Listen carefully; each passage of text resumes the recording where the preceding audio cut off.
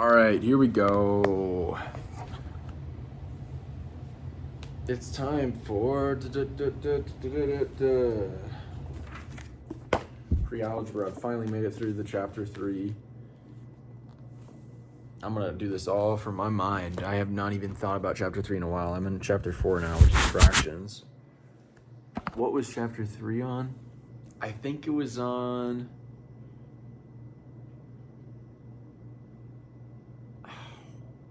I would say something along the lines of number theory and integers. What is number theory? Number theory is the study of integers. It was a lot about primes. Yeah, primes. Study of primes, study of integers, number theory, I think. Primes are like the building block of numbers. And there's theorem called the fundamental theorem of arithmetic, in which every integer can be expressed as a unique, basically product of primes. So what would have been finding the prime factorization would have been a section, and I like to use the tree method, like I don't know what it's called, something tree, where you kind of break it down into factors one by one and stop once you find the primes. So yeah, prime factorization, say if 10 is 2 times 5, and what else we got? 1 is not a prime, the number 1. 2 is a prime, and everything above that will be an odd number that is a prime. 3, 7, 9, 11, 13, 17, 19, 23, and so on. Prime factorization. Okay, there would have been a unit on greatest common divisor and least common multiple. So least common multiple is a multiple. What is a multiple? A multiple is a number, basically, where you can express, say A and B are two numbers. You say A is a multiple of B if there exists B times N, which N is an integer, then A is a multiple of B. And so a common multiple is a multiple shared by 2 or more numbers, and the least common multiple is the smallest common multiple between them. And the greatest common factor, that is also known as the greatest common divisor. A divisor basically is a number that divides into a number evenly. Okay, and you can use prime factorizations to find both the least common multiple and greatest common divisor.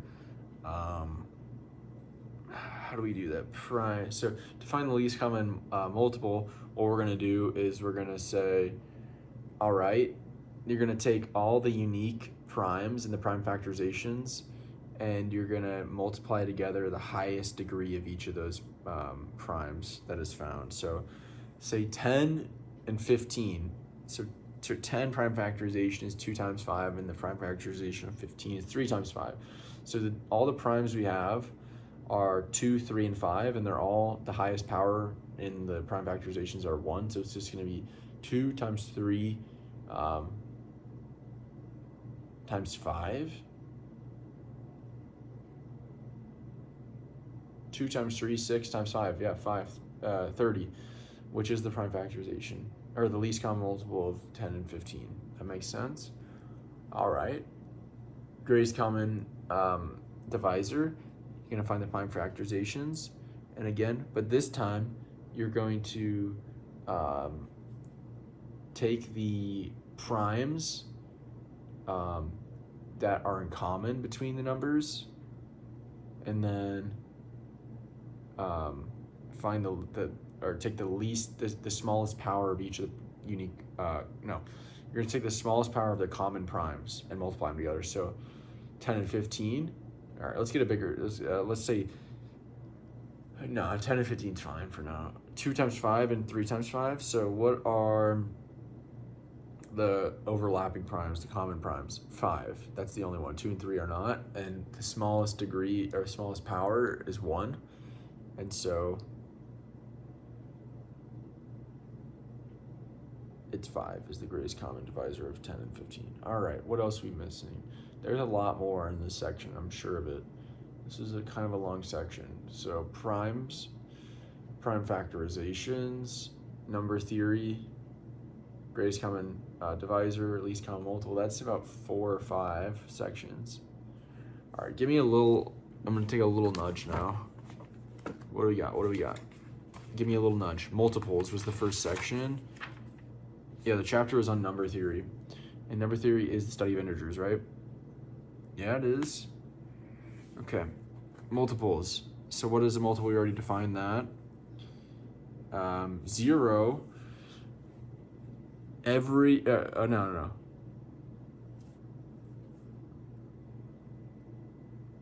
How did I define multiples? Did we define multiples? Yeah. A is a multiple of B if, yeah, A equals B times N, where N is an integer. So what if N is 0?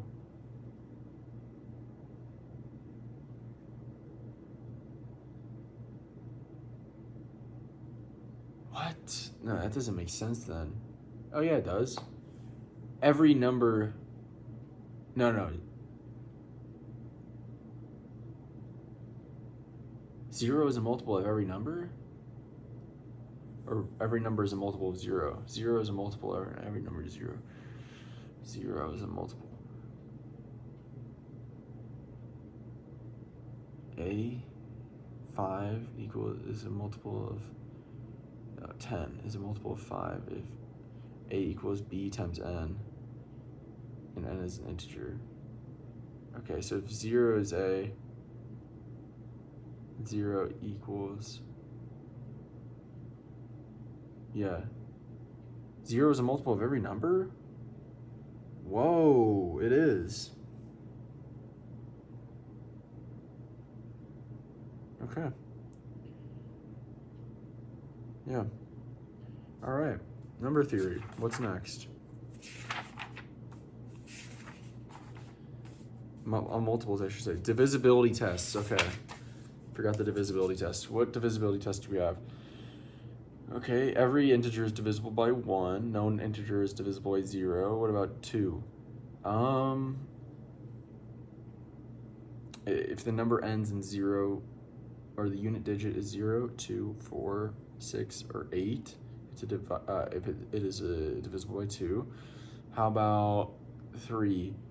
Okay, for a number to be divisible by 3, the sum of the digits must be equal to 3. So 327, 3 plus 2 plus 7, that is 12. That is a multiple of 3, so therefore 327 is divisible by 3.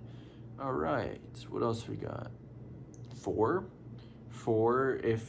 so the last 2 digits being the tens and the units digit, those together, so 188, we're talking 88. If 88 is divisible by 4, which it is, then 188 is divisible by 4 because 100, and therefore all the multiples of 100, 1,000, 500, 25,000, and 100, those are all divisible by 4 because 4 is divisible by 100, so you can ignore those parts, but everything within the last 2 digits you need to focus on.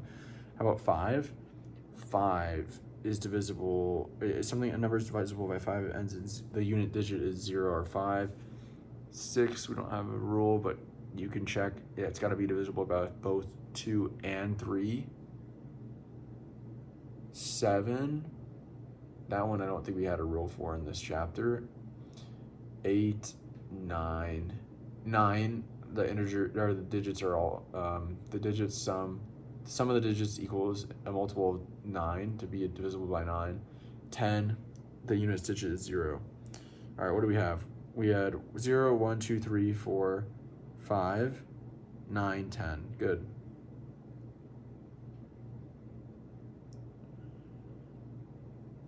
All right.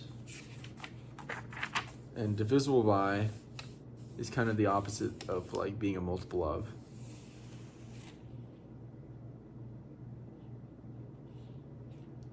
Opposite or the same? No, divisible by and multiple of are synonymous, not the opposites. They are the same thing.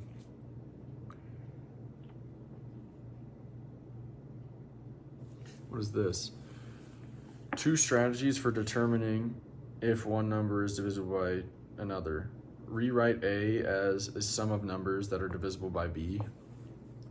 Compare A to a close number that is obviously divisible by B. Okay. Some little ways to break up the number into a sum of numbers that are divisible by the number, or find a close number and base that off of that. Close multiple. So that prime numbers was the next section. Oh, so what is the other type of numbers then? If prime, other type of integer, if prime is a number. Composite. So prime, how do you define a prime number? It's only divisible by 2 integers. Itself and 1. 2 positive integers, itself and 1. And then composite's divisible by more than 1 in itself, other integers as well. 1 is neither prime nor composite. All right. Sieve of Aristotles. Something along those lines. Testing if number is prime. All right. Oh, yeah. Testing a number is prime. You only need to basically test up into a number that is basically less than that number squared. So if we're checking if 103 is prime, we only need to check up to essentially 10, because 11 squared is 121. So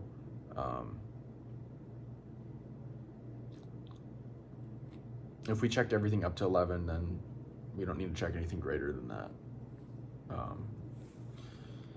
Yeah. Because it's got to come in pairs, and if it gets bigger than that, well, then it's going to be looking at numbers that are less than that. We already tested the numbers less than that, if we tested up to that number. So, all right, where's the sieve of like something? Aristophanes or something along those lines. Sieve of Aristophanes. A method for circling and crossing out numbers to find primes in a grid of numbers. Okay. That's very, very specific. Sounds Greek. All right. Prime factorization was the next chapter. Yeah. Where is this? There it is. Factoring an integer, that is breaking up into factors.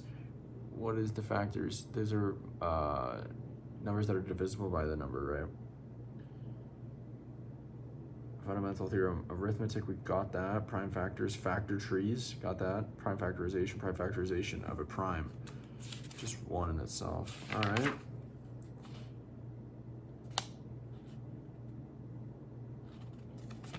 Every number has a prime factorization. Prime factorization of 1 is just 1. All right.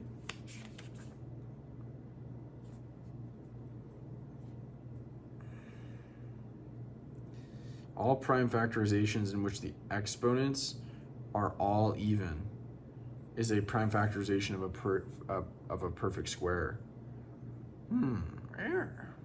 Interesting. So if all the prime factors are to a degree that's even, then it's a perfect square. Makes sense. Least common multiple.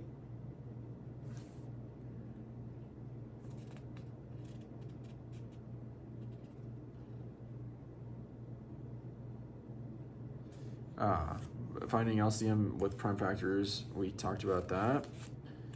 But you can also find it via listing out the multiples.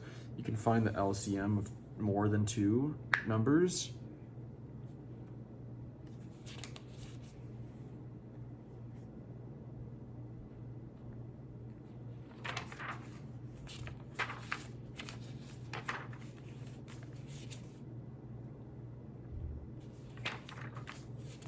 divisors.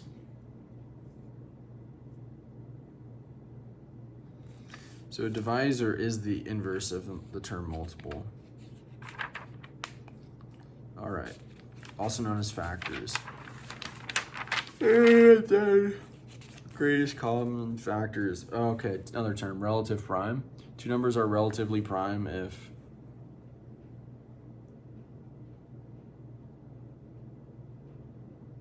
they share no common prime factors. Relatively prime. Yeah.